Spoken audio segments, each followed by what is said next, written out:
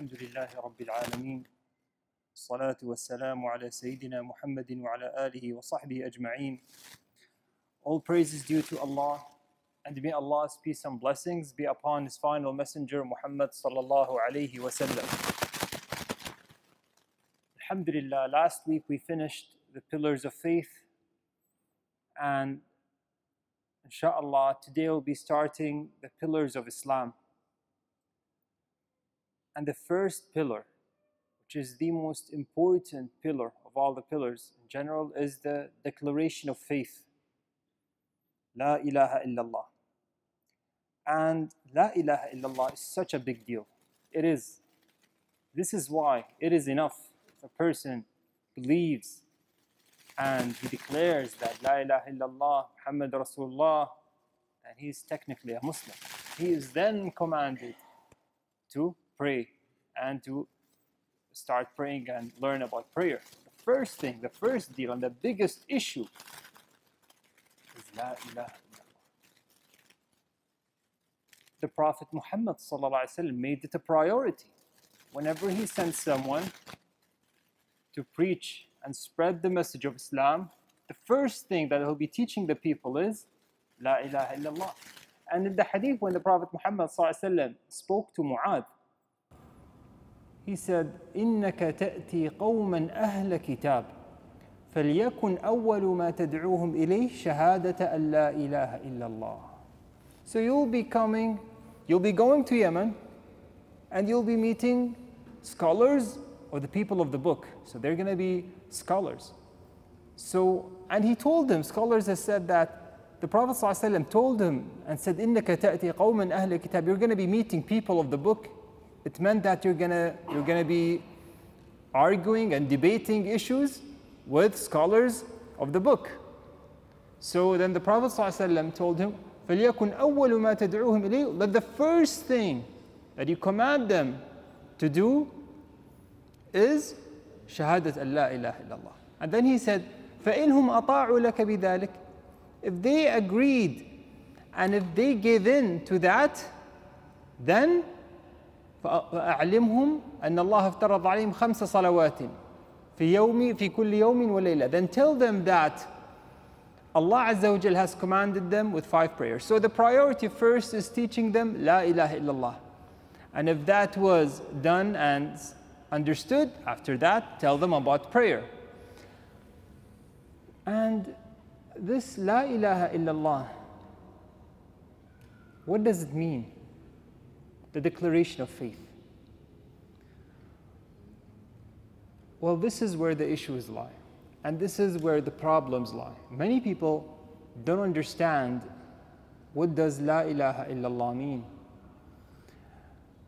You see, when the messengers came to their people, all the messengers who went to their people, to their respective nations, their message was one. Their message was one. Allah Azza wa Jal has said that, وَلَقَدْ, in talking about the past messengers, وَلَقَدْ بَعَثْنَا فِي كُلِّ أُمَّةٍ رَسُولًا أَنِ اعْبُدُوا اللَّهَ وَاجْتَنِبُوا الطَّاغُوتَ. So Allah Azza wa Jal said that, and we certainly sent into every nation a messenger. What did that messenger say to that nation?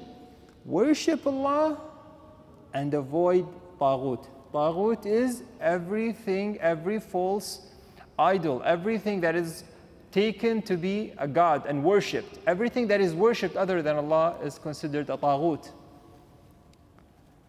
So with this verse, this explains what La ilaha illallah means. That no one has the right to be worshipped but Allah subhanahu wa ta'ala. So this is La ilaha illallah. And you have to believe in this.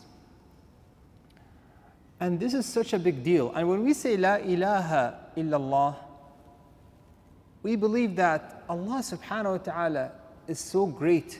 He alone is worthy of worship because He alone who created. He alone who has those beautiful names and attributes. We worship Him alone, and He alone deserves to be worshipped because of His greatness, because of who He is subhanahu wa ta'ala.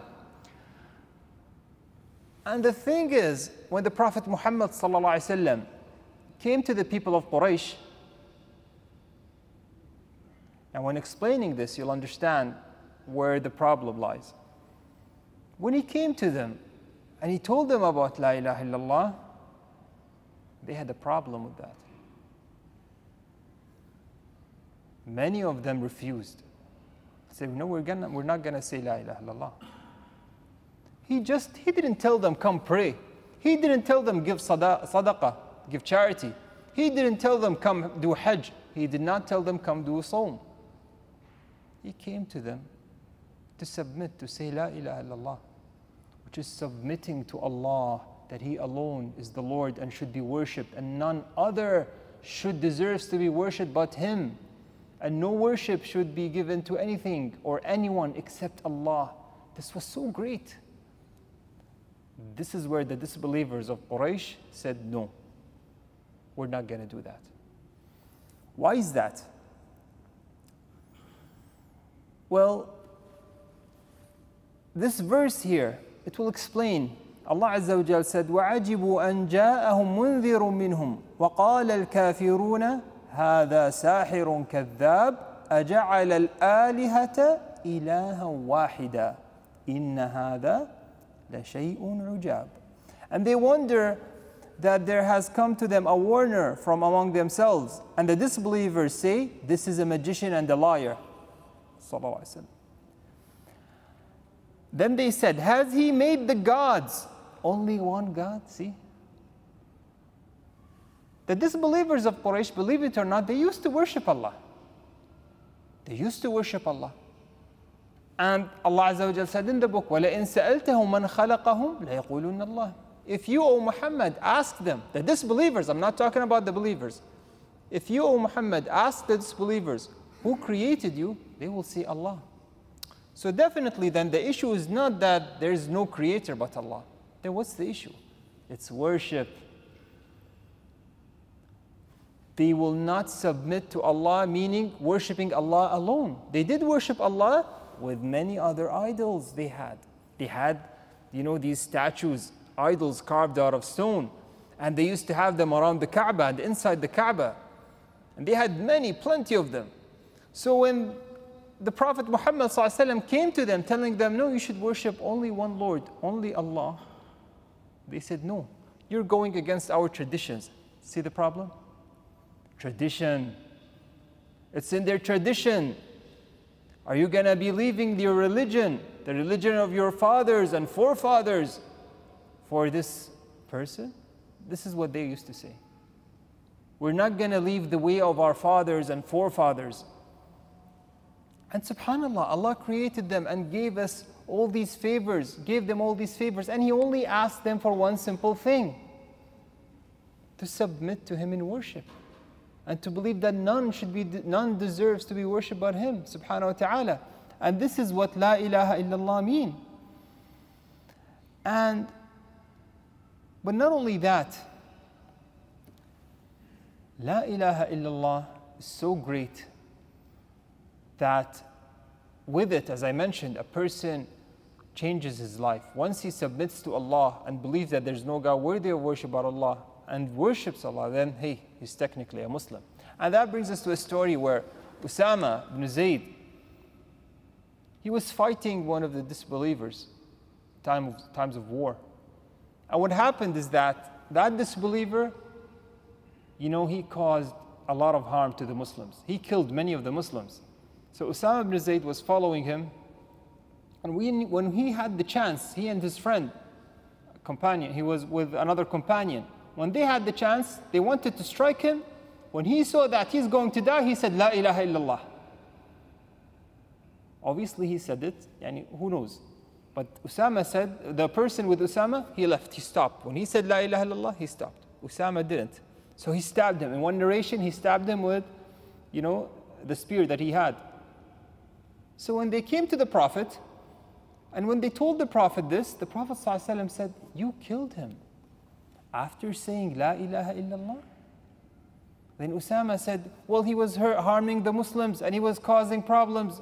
The Prophet ﷺ asked again, so you killed him after he said La ilaha illallah? And then Usama was saying, well, he said it to defend himself and so that we can spare him. He said, well, did you open his chest and look at his heart? Usama was quiet. Then the Prophet ﷺ said, what are you going to do on the day of judgment when La ilaha illallah comes? So La ilaha illallah is a big deal. Makes a difference. And this is, you know, the whole religion revolves around La ilaha illallah. If you read the Quran, the verses of the Quran, it talks about the past nations. It talks about the believers and the disbelievers. It talks about hellfire and paradise. It talks about creation of the heavens and the earth. It talks about the different signs. And it talks about the names of Allah subhanahu wa ta'ala and His attributes. These are all related to La ilaha illallah. How is that? Some of the scholars, they said that, well, when mentioning the believers and disbelievers, people of the paradise and people of hellfire, those of the paradise, they submitted to La ilaha illallah and believed and declared that there's no God worthy of worship but Allah. The disbelievers and those of the people of hellfire are the ones that opposed. And when speaking about the signs that Allah Azza wa Jal has created the heavens and the earth, this is to show that He alone deserves to be worshipped. That is why Allah Azza wa Jal mentions in some verses that did anyone else create but Him subhanahu wa ta'ala? Did anyone else create with Allah subhanahu wa ta'ala? Obviously is no. Then why do you take partners? And this was the argument for the disbelievers. If you're acknowledging and establishing the fact that Allah alone has created you, Allah alone has created the heavens and the earth, then why do you worship someone else with Him? Why do you worship these stones and idols? Did they create? Did they create with Allah? No. Then why are you worshiping them? And that's something we have to understand, that worshiping anyone else with Allah is considered an insult to Allah. This is a clear insult. That is why Allah forgives any sin. Allah Azza wa Jal says, إِنَّ اللَّهَ لَا يَغْفِرُ أَن يُشْرَكَ بِهِ. This is serious. But وَيَغْفِرُ مَا دُونَ ذَلِكَ لِمَن يَشَاءُ. Allah Azza wa Jal says, indeed, Allah does not forgive associating partners with Him. This is even worse. Even if you kill someone, drinking, adultery, all these things are much less. They don't take the name of Islam away from you. And you're still under the will of Allah. You might get forgiveness. But if you associate partners with Allah, forget it. There's just no way out of it. Allah clearly said, لا يغفر أن يشرك به.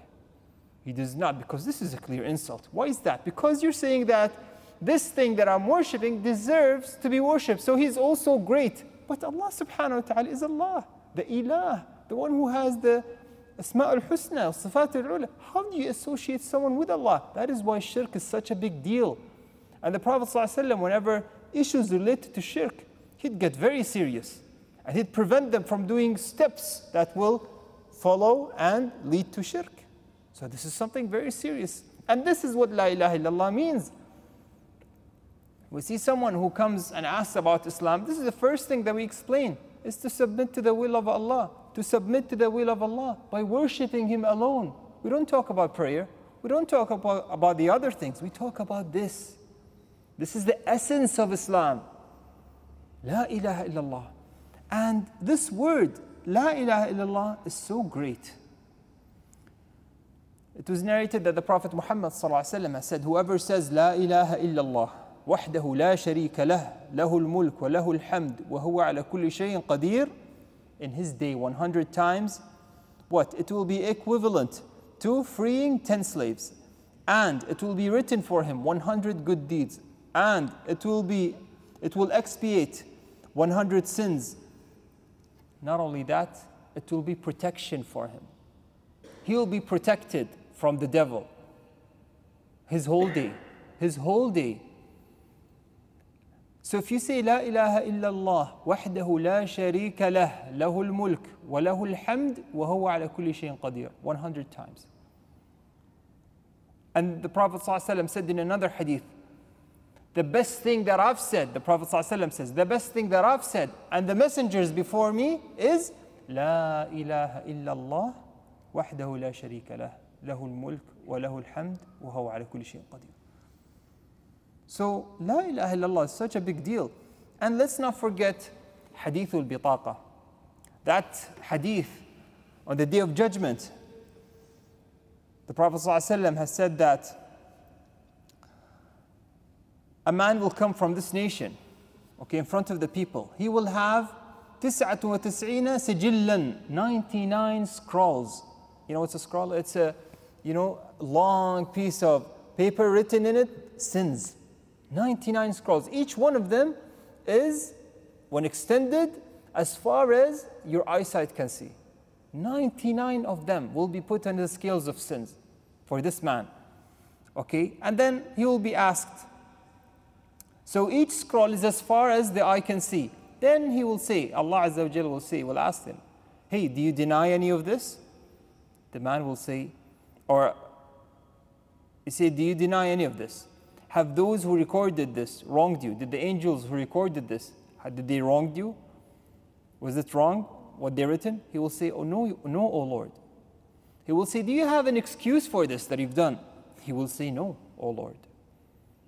Then Allah will say, rather you have a good deed with us, so you shall not be wrong today.